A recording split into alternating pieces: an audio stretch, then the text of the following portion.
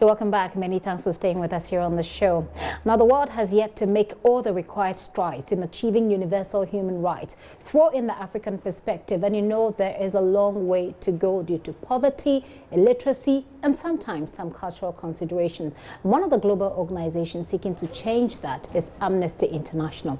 The Ghana chapter has a new leadership, and he is my guest for today. Robert Akoto Amoafo takes over from Frank Doyi. You're welcome. Thank you very much. You look relatively younger from your predecessor. Is there a catch? I mean, why? I think we all went for an interview, and because of my work over the past 10 years in human rights, both internationally and locally, I think the panel, the board, thought it wise that I should take the job. Okay, so it means that he went for the interview again, seeking a renewal? No, he didn't. He was acting. He is currently the growth and mobilization manager. Great. So he just acted whilst there was no. Well, I've had a look at what you've done so far, and you've just mentioned that you've been doing this for 10 years. That's quite a long time. Yes. What's your assessment of Ghana's human rights record so far? So currently Ghana has a good human rights record when it comes to the international human rights on civil and political rights. Ghanaians can vote, Ghanaians can speak, we have the nurses on the street, we can do all that. Those are civil and political rights. But when we come to our economic, social and cultural rights, that's where we have the gap, where people can find jobs, people can live wherever they want, people can express themselves how they feel like. And then also we have the third generation human rights, which we call the group rights, which are like gender rights, and all kind of group rights that people are advocating for at this moment. So when it comes to human rights in Ghana, we are okay when it comes to civil and political rights, but economic, social and cultural rights and the third generational rights, we lack a lot. So there's a gap, as I said, in achieving the universal human right, even locally. What's Amnesty International's agenda for this era, which of course you're leading? Yes. So we have Amnesty International is a global organization, and we are a membership-based organization, and we have chapters in every country, and we have about 70 million members all over the world. Our agenda is just to promote human rights, promote and ensure that every country that is subscribed to the Universal Declaration of Human Rights, which is the global document that every country is signed up to, fulfills those things that are in the Universal Declaration of Human Rights. That's quite a given, if you'd allow me to say. It's something that we know.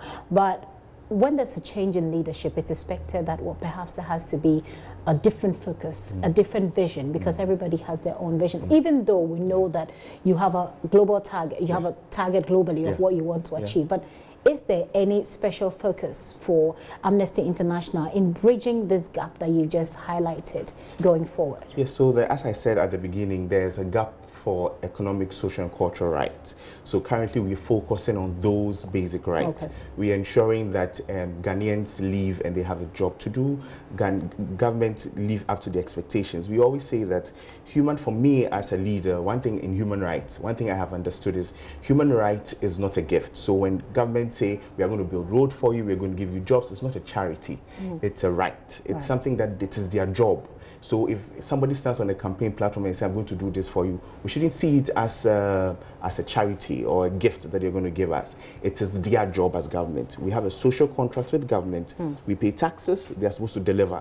So it is only the time when we have to vote, that is when we decide on who we think has the best skills to do the job.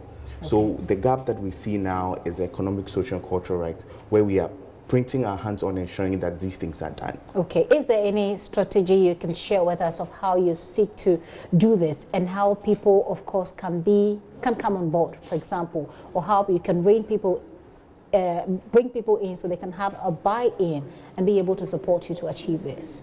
So one of the key issues we are addressing in Ghana is the death penalty. The death penalty has been on our books for so many years. We have had very, very little executions, or none at all, over the past 15 years.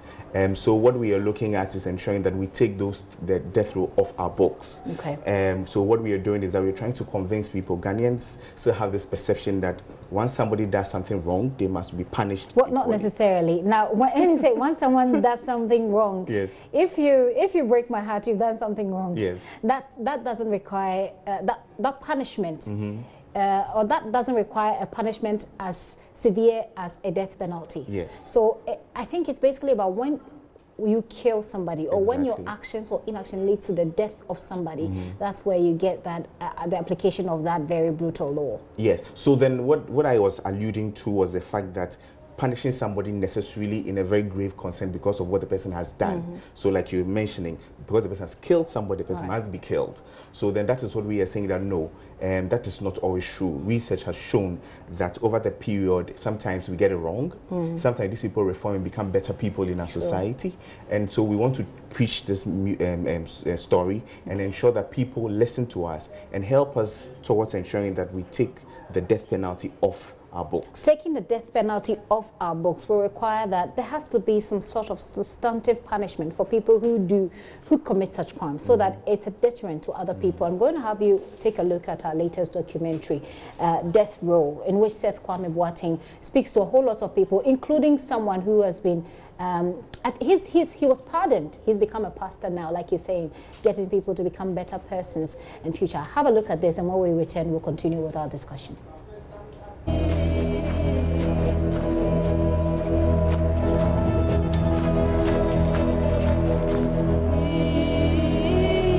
So I'm moving to the special block where we have a number of inmates who are on death row. They don't know when they will be killed.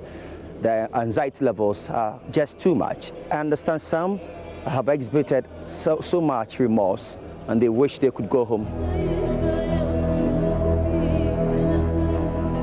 I am being accompanied by the Eastern Region Prisons Commander, Deputy Director of Prisons, Isaac Ejiri.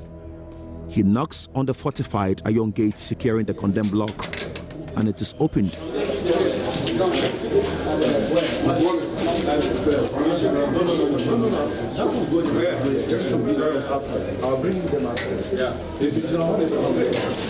Life virtually ends here.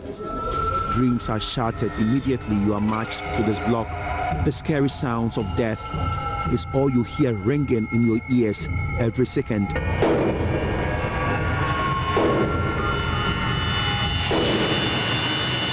Sadly, a greater percentage of these condemned prisoners are very young. Some are below 30 years.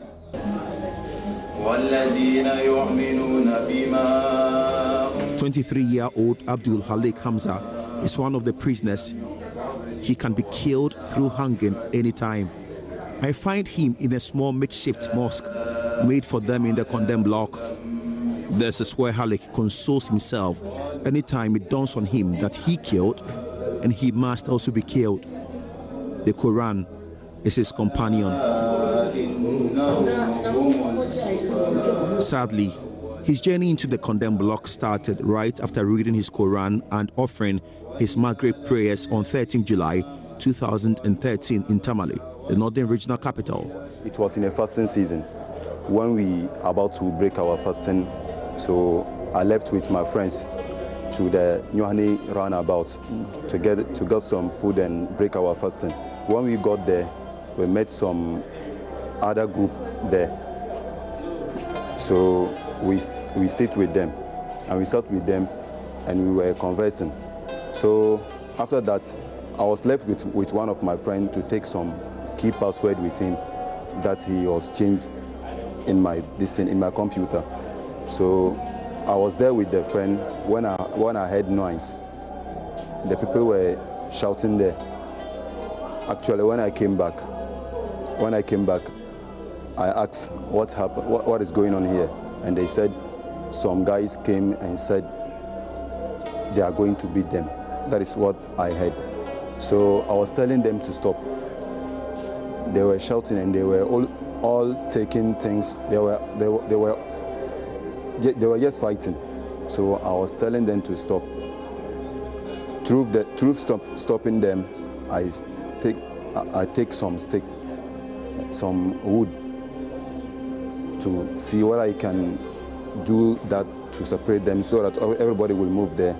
But being in this thing, through this separation, I hit one with the stick and he fell down. It was not a normal fall. His victim, Abdul Kanil, did not die immediately. He was quickly rushed to the Tamale Teaching Hospital, and Halleck was immediately whisked away to the police station by a police patrol team who chanced on the incident. Abdul unfortunately did not survive. He died the next day. That morning, one also came to me, one of my friends came to me and said the person is okay. Now he's even talking. Lately, getting to around 10 or 9, when another person also came and told me that the person is normal. And that time,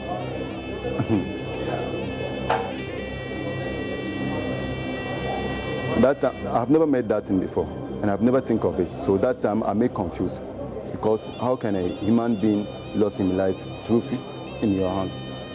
So that time I was even confused. I was in the cells and they told me to eat, and I said, no, I can't eat. This is what is going on. And what is going on, that thing, I've never seen some before, so I can't live with it. And they told me I should be patient. This one, it is not my fault, but God knows why. That's what my friends in the cell told me. Sadly, what your friends in the cell tell you is different from what the law says. In this case, the law says he has to be killed because he has killed.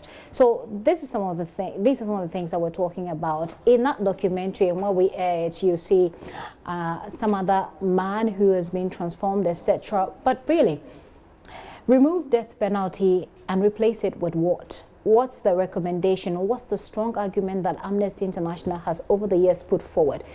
And why is it not being heard? Because it's still in our law books.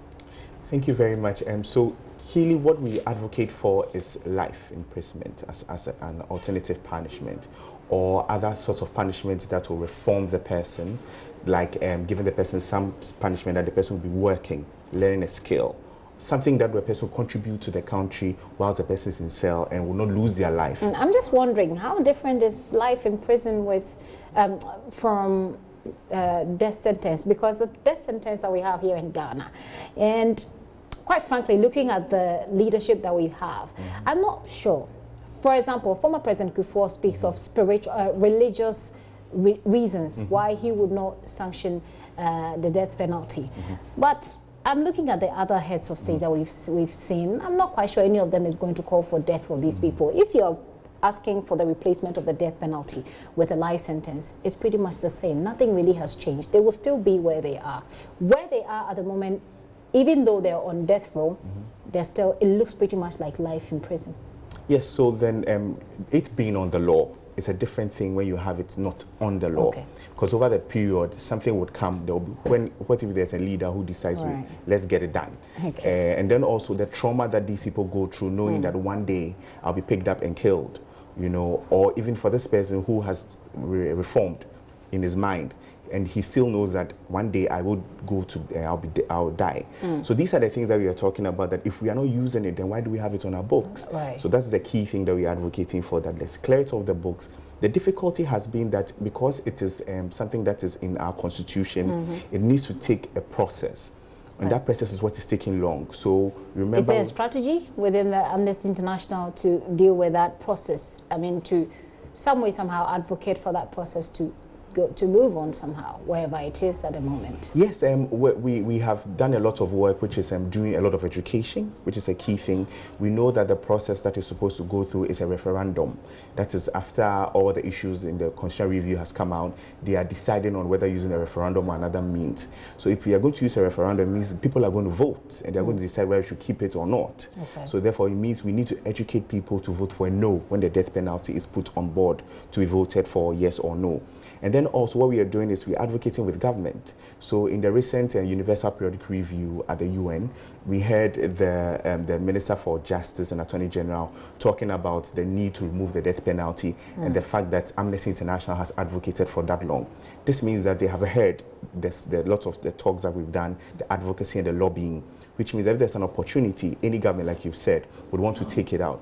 But because of the process that they may use, which is the referendum, it means people are going to vote, and therefore they may not have the big say It's the people who have the say. So education and calling on people to let us move it out. Looks like a workable strategy to me, but we'll see how it goes and how we can either set free some of these people or make their life a little less traumatic, you know, because living and thinking that you're going to be killed anytime. You saw the lady there saying that if the government should decide to kill those of us here, I'm one of them. But there's a very thorny issue when it comes to homosexuality. And I looked up your website, Amnesty International. It's one of the key focus areas for you. And I say it's thorny, and I know you understand what I mean when I say thorny. What is the strategy? Is there even a strategy at all? It is thorny also because there's this aura of illegality and unacceptability around it when it comes to Ghana, but yet it is wrong to attack anybody, to violently attack anybody.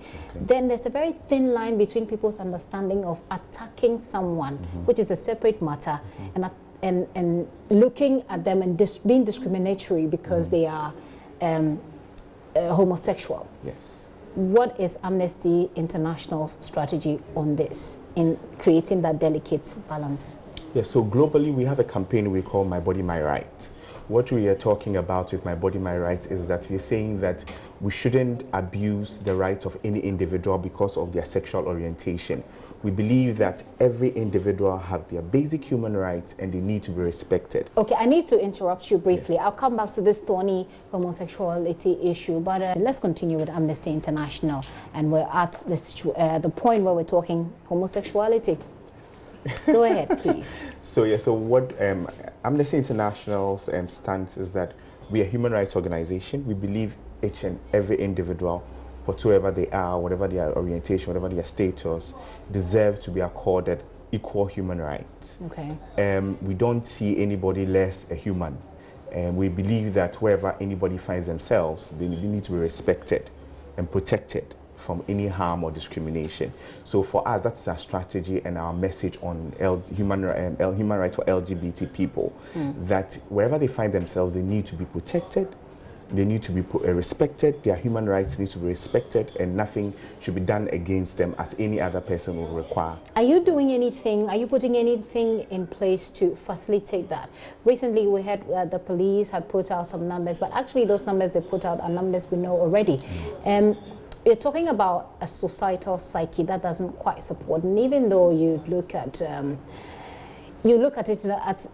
in a way, you could argue that people don't seem to understand that the moment you attack somebody, the moment you violently attack somebody, that you're doing something wrong. They see that to be a reward, or no, not a reward per se, but they see that to be the word is just kind of, I'm trying to frame this question supporting their culture. It supports their belief. Thank you very much. So how are you, what are you putting in place? Like, what is the strategy really to deal with that perception?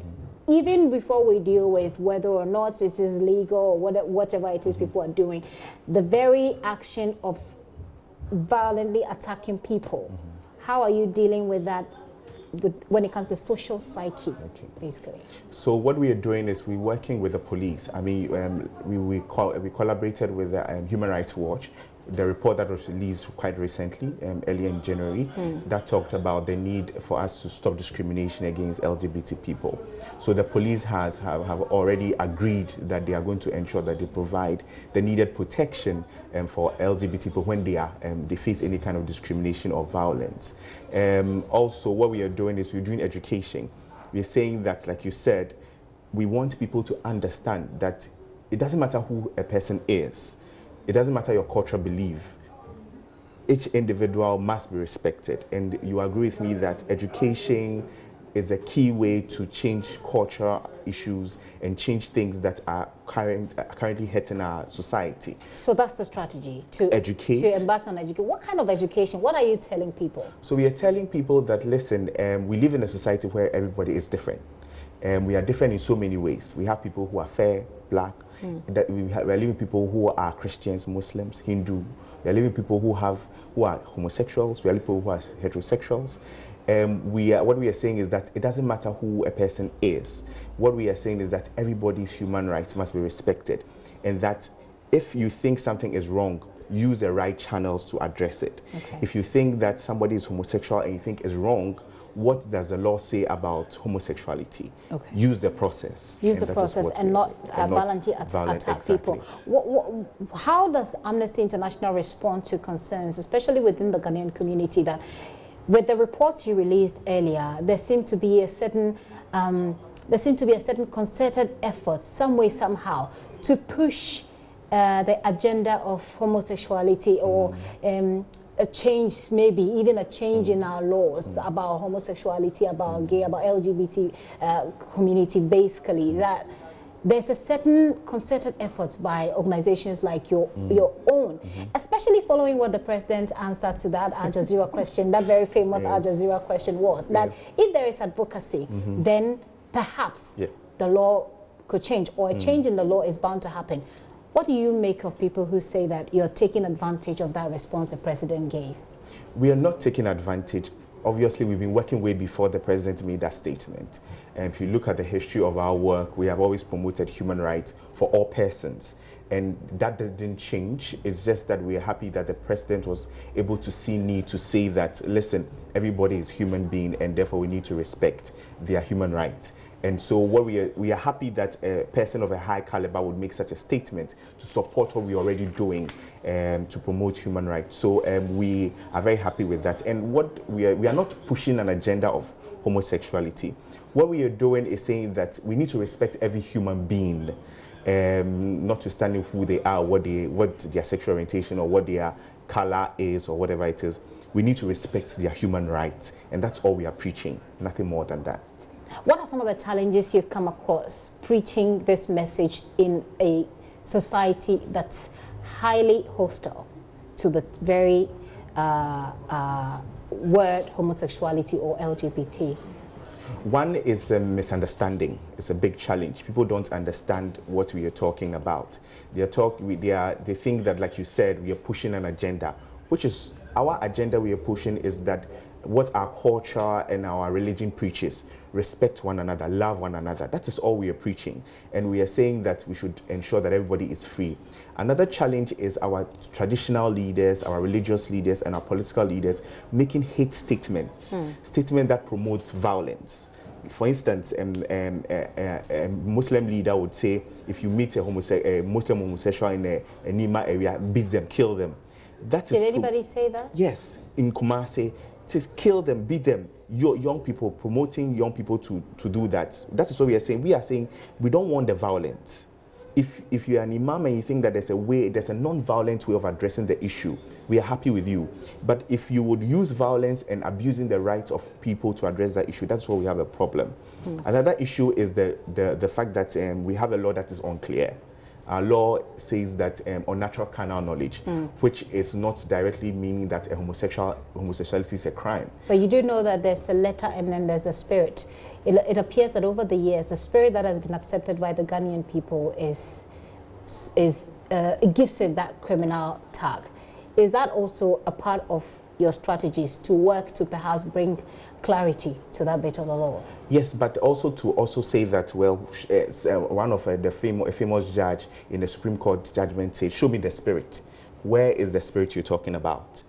We are talking about the letter, and that is what we see in the law, the black and white, which says that unnatural carnal knowledge, which we need interpretation to. So if anybody wants to see the spirit, what they need to do is to send it to Supreme Court for clarity, and that is what we are working with other organizations towards. So is Amnesty International willing to go to court to seek clarity over that? I mean, yeah, of course, we are working with organizations currently to look at how the law can be clarified to ensure that the violence against LGBT people or the violence against people because of the unclarity of the law is addressed. So that is another key area that we are looking at. So that's a part of the law. How do you then deal with the reality that people, like you said, using your word, misunderstand?